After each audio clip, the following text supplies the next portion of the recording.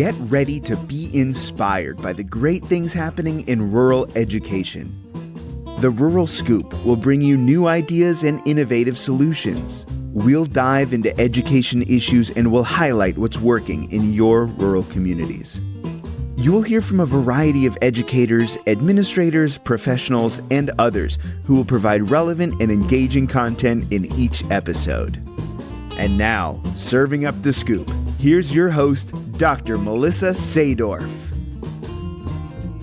Hey everyone, welcome back to the Rural Scoop. And today we're going to do something a little different.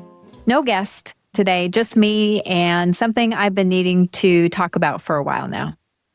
If you've been listening to this show for any length of time, you know that I don't do a lot of ranting. It's really just not my style. But today I want to make an argument, a real one.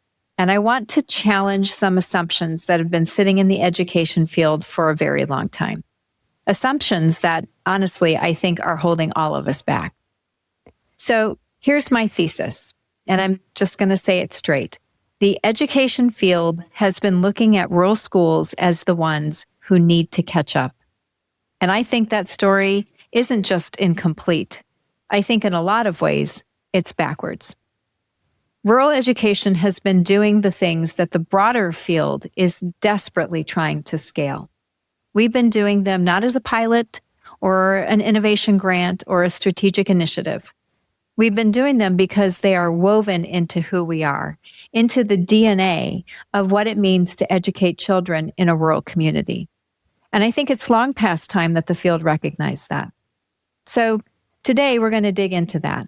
I'll share some of what I've seen, some of what I've lived, and I'm going to name specifically what rural schools have been getting right and what I think the rest of the field needs to genuinely reckon with. But before I get into that argument, I want to spend a few minutes on something foundational, because when we talk about rural, we have to talk about what rural actually is. And I promise you the numbers are going to shift how you're hearing this conversation. So let's get to it. When most people picture rural education, they picture one thing: a small town. A single school building with a flagpole out front. Maybe it's in farming country, maybe Appalachia, maybe it's the Southwest desert where I live. And yes, all of those are rural. But rural America is far more vast and far more diverse and far more consequential than most people in the education policy conversation either understand or acknowledge. Let me give you some numbers from the Why Rural Matters report, a report produced by my organization, the National Rural Education Association. This is the most comprehensive look at rural education in the country, and we just released the 2025 edition, the 11th in the series. The data is clear and it's striking. Nearly 10 million students attend rural public schools in the United States. That's more than 1 in 5 students in this country. And here's another number I want you to sit with for a second.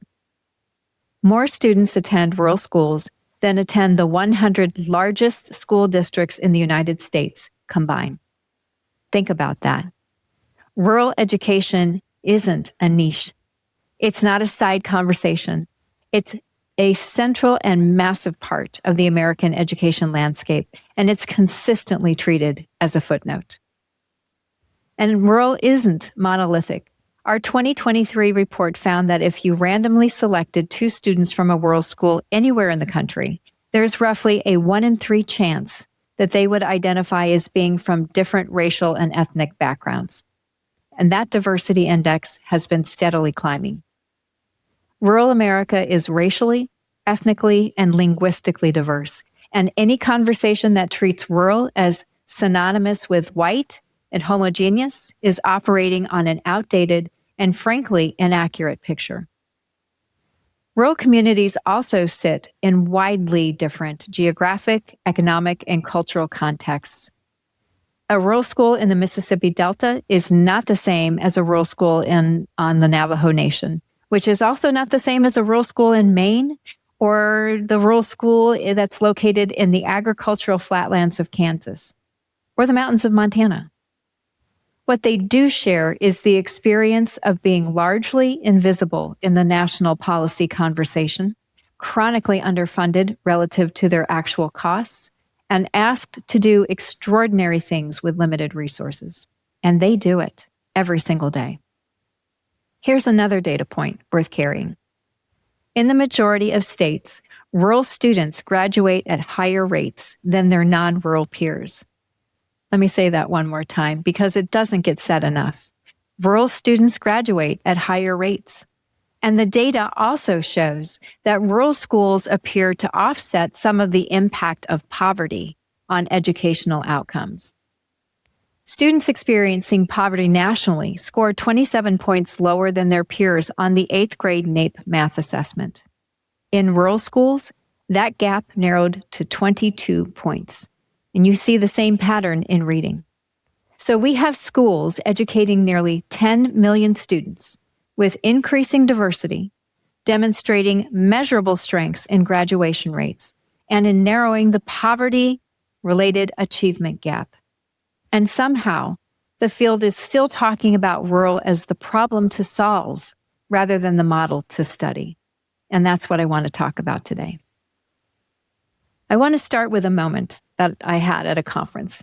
I was sitting in on a session, a large national conference. It was a packed room with a lot of energy. And the presenter was talking about relationship-based learning, about how the research is clear that students perform better when they're known, valued, and connected to the adults in the building.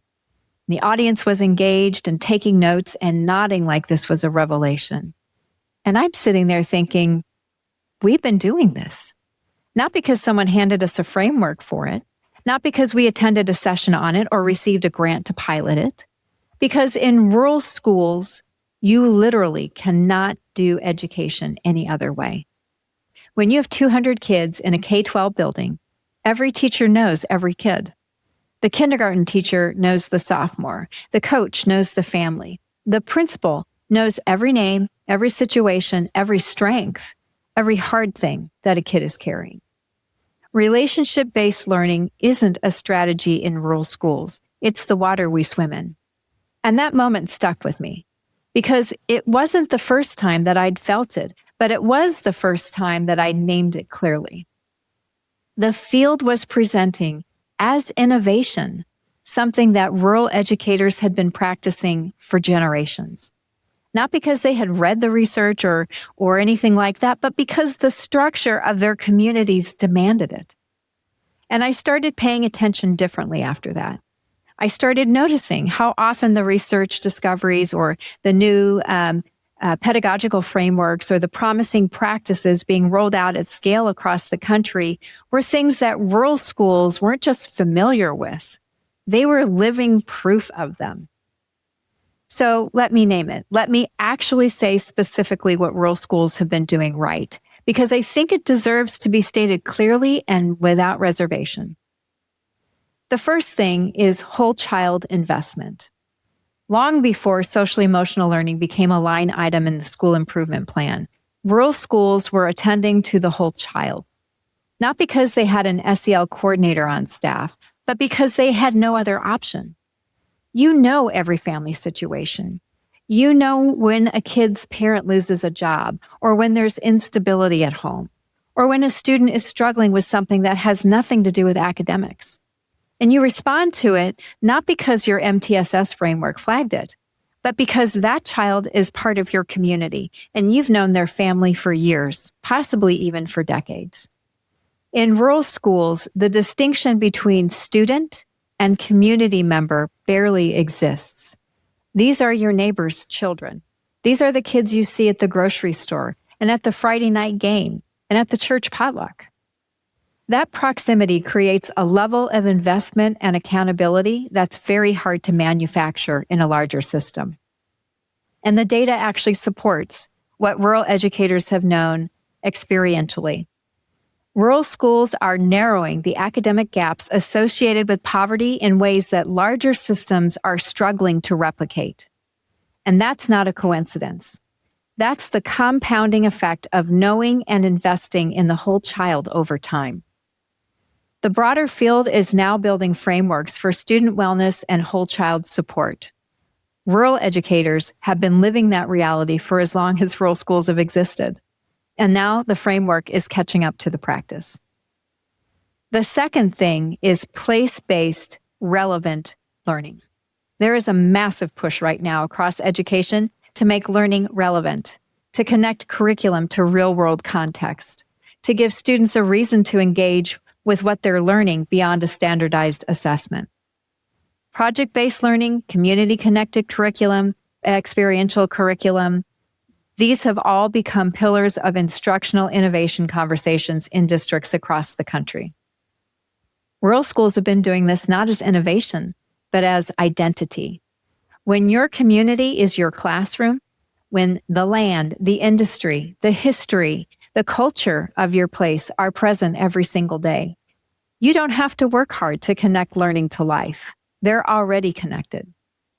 I've visited rural schools where students are studying local water quality as part of science class, where the school garden isn't an enrichment activity. It is the biology curriculum and the economics curriculum and the community service project all at the same time, where history class means interviewing the elders in the community, where career pathways are built around the actual economy of the place, not just some abstract version of what jobs are supposed to look like. That is place-based learning at its very best, and it's happening every day in rural schools across this country, not because a curriculum vendor sold them a program, because it's honest, because rural educators know that if learning is going to matter to their students, it has to be rooted in where those students actually live. The broader field is spending significant energy and resources trying to create that kind of relevance and rootedness. Rural schools didn't lose it in the first place, and I think that's worth acknowledging. The third thing is multi-role capacity and integrated leadership. One of the persistent challenges in large educational systems is the silo problem. Departments don't talk to each other, or specialists that work in isolation. Leaders are so removed from the day-to-day instructional reality that they have lost touch with what is actually happening for their students. There are whole professional development industries built around trying to break down those silos and build integrated, collaborative teams. In rural schools, nobody has the luxury of a silo. You have a teacher that coaches the team, leads the after-school program, serves on the curriculum committee, covers a subject area outside of their primary certification when it's needed, and shows up to everything. Or you have a principal who's simultaneously the instructional coach, the HR department, the facilities manager, the family liaison, and sometimes drives the bus. Or you have a rural superintendent that knows every student by name, attends every school event, and can tell you precisely what's happening in every classroom in the district because the district is small enough to actually know. It's hard work, and I want to be honest about that. The workload is real, and the risk of burnout in that kind of environment is also real. But it produces something that larger systems are actively trying to build and struggling to get there. Educators who understand the whole system. People who can think across functions, who don't wait for someone else's department to solve the problem, who develop a kind of professional agility that's genuinely rare. When I see organizations investing in cross-functional leadership development or systems thinking for educators and breaking down departmental isolation, I think about rural principals and rural teachers who've been living that reality, not as a professional development goal, but as a Tuesday. The fourth thing is community as a genuine partner, not a program. Community engagement in education has become its own professional field, and there are consultants and frameworks, toolkits, and entire conference tracks dedicated to helping schools build authentic relationships with the communities that they serve. Family and community engagement is now treated as a strategic priority in school improvement plans across the country. In rural schools, that partnership isn't a program. It's the baseline condition of operation. The community shows up to athletic events, to performances or graduation, to school board meetings and bond elections, to emergency conversations about budget cuts. Parents and grandparents and local business owners and community elders are present and invested because the school is often the most visible institution in the community. In many rural towns, the school is the community center, the gathering place, and it's the primary source of local pride and identity. There's an accountability in that relationship that runs both directions. The community holds the school accountable, visibly, personally, and sometimes loudly. And the school holds itself accountable to the community in ways that feel fundamentally different from how large anonymous systems operate. That level of trust, visibility, and mutual investment is something that large systems spend years and enormous resources trying to build. And in rural schools, that's where they start. I also want to name a fifth thing because I think it's often overlooked, and that is that rural schools are extraordinarily resourceful. Not in the condescending, oh, they make do with so little kind of way. Resourceful in the truest sense of the word. They find ways to solve problems creatively, build partnerships with local businesses and organizations, leverage community assets, write grants, share staff across districts, and design solutions that fit their specific context rather than waiting for a one-size-fits-all answer to arrive from the outside. That kind of adaptive, context-specific problem solving is exactly what the field says it wants more of. And rural educators have been doing that not because it's trendy, but because survival and ingenuity have always been intertwined in rural communities. Now, I want to pause here and be real with you because intellectual honesty matters, and I'm not interested in trading one oversimplification for another. Rural schools face genuine and serious challenges. The resource gaps are real. The staffing shortages hit rural communities harder and with fewer fallback options. When a rural district loses a math teacher mid-year, there's no substitute pool to draw from and no neighboring district to borrow capacity from. Transportation barriers, geographic isolation, limited access to specialized services, or inadequate broadband connectivity. Those aren't small things, and they shape what's possible every single day. The Why Rural Matters data is clear on this too. Rural teachers earn significantly less on average than their non-rural counterparts, roughly $5,000 less per year after adjustment. In many states, rural districts are receiving disproportionately less state funding, even while facing higher per-pupil costs, particularly for transportation. Access to mental health services, school psychologists, and guidance counselors is more limited in rural districts than in non-rural ones. Those are equity issues that demand significant policy action, and that is a significant part of why the Why Rural Matters report exists. And that visibility that I mentioned, the fact that everyone knows everyone, that is a gift in many ways. But it also means there's very little margin for error.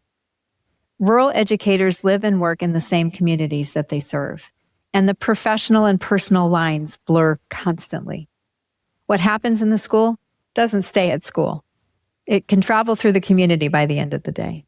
And that takes a toll that does not get talked about enough in conversations about rural educator well-being.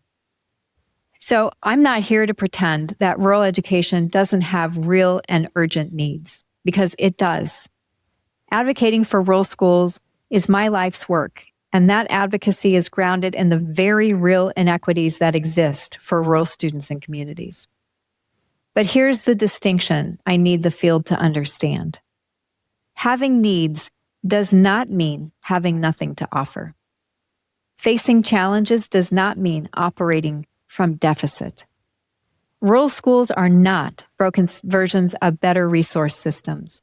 They are distinct, community-grounded, relationship-rich environments with their own wisdom, and that wisdom has value far beyond the rural context. Both of these things are true at the same time, and the field has to get more comfortable with holding that complexity, because the either-or framing, rural as either invisible or as a problem to fix, has done real damage to how rural educators see themselves and how everyone else sees them. So what do I actually want the field to do with this? Well, first, I want researchers to stop studying rural schools primarily through a deficit lens. Stop leading with what rural lacks and start asking what rural knows. There's a rich, legitimate body of practice in rural schools that has not been adequately documented, amplified, and learned from at scale. This is a research gap worth closing, not as a charity toward rural communities, but because the field is missing something genuinely important by not looking there. Second, I want conference organizers and professional learning designers to put rural practitioners on the main stage, not just in the rural-specific breakout sessions that get scheduled at 7 a.m., or the opposite of most popular keynotes in the conference. Rural educators shouldn't have to go looking for themselves in the program. Their expertise belongs at the center of the conversation, not tucked into a corner of it. I'd like policymakers to stop designing solutions for rural schools as if rural is simply a smaller, less resourced version of urban. The conditions are different. The assets and the challenges are different. The community structures are different. Policies built without rural voices in the room consistently miss the mark, and rural students and communities pay the price for decisions that are made without them. And I want education leadership programs and universities to take rural context seriously in how they prepare school leaders. If your program prepares leaders exclusively for large urban or suburban systems, you're not preparing leaders. You're preparing leaders for one kind of context. Rural leadership is its own discipline with its own knowledge base, and it deserves to be treated that way. And finally, I want my fellow rural educators to hear this clearly. Your practice has value. The things you do instinctively, the relationships you build, the way you know your community inside and out, the creative solutions that you design in contexts where the textbook answer just doesn't apply. That's not small. That's not less than. That's something the broader field is actively trying to learn, and you already know it. So stop shrinking when you walk into rooms that feel bigger than where you came from. You belong in those rooms. And frankly, those rooms need what you're carrying. I started this episode with a data picture of rural education that I think most people in this field never fully understand. Nearly 10 million students, more than 1 in 5. More students than the 100 largest districts in this country combined. A diverse, dynamic, geographically sprawling population that's largely invisible in the national policy conversation. And I talked about what rural educators have been doing all along, attending to the whole child, rooting learning in place and community, leading across roles with agility and integration, and building genuine partnerships with the communities they serve. Not because someone handed them a framework for it, but because it's who they are and how they operate. I've been doing this work for a long time. I've sat across the table from policymakers and researchers and national education leaders, and I've felt the weight of representing communities that often don't feel seen. And over time, I've shifted from waiting to be included in those conversations to walking into them and saying very clearly, rural got here first on some of this, and it's time you paid attention. Now, that's not defensiveness, it's accuracy. And it matters, not for the sake of rural educators' professional pride, though that matters too, but for the sake of the nearly 10 million students attending rural schools who deserve to grow up in systems that are valued, studied, resourced, and respected as the extraordinary places that they are. Rural students don't need the field's pity. They need its attention, its investment, and honestly, its curiosity. Because if you pay close attention to what's happening in rural schools across this country, you're going to find some of the most powerful examples of what education can be when it's human, rooted, and unapologetically connected to the people it serves. And that's the scoop. And that has always been worth sharing. Thanks for being here today with me. And if this episode resonated with you, please share it with someone who needs to hear it, whether it's a colleague, a policymaker, a researcher, or a fellow rural educator who needs a reminder of what they bring to this work. And if you want to dig into the data yourself, the Why Rural Matters 2025 report is available on NREA's website at nrea.net. I think you'll find it's worth your time. I'm Dr. Melissa Sadorf, and this is The Rural Scoop. Remember, when we lead together, we thrive together. I'll see you next time. Thanks so much for tuning in to The Rural Scoop. If you enjoyed this episode, be sure to rate, review, and subscribe. Your support helps us keep these important rural conversations going. And we'd love to hear from you, so feel free to leave a comment or share your thoughts. You can follow along and never miss a new release by subscribing on your favorite podcast platform or by following us on social. We're on YouTube at The Rural Scoop, Instagram at @msadorf1, and X at @msadorf03. The Rural Scoop is produced with support from Vela Educational Consultants. To learn more, visit velaconsultants.com. See you next time for more great discussions about rural education. And as always, keep leaning in to the rural advantage.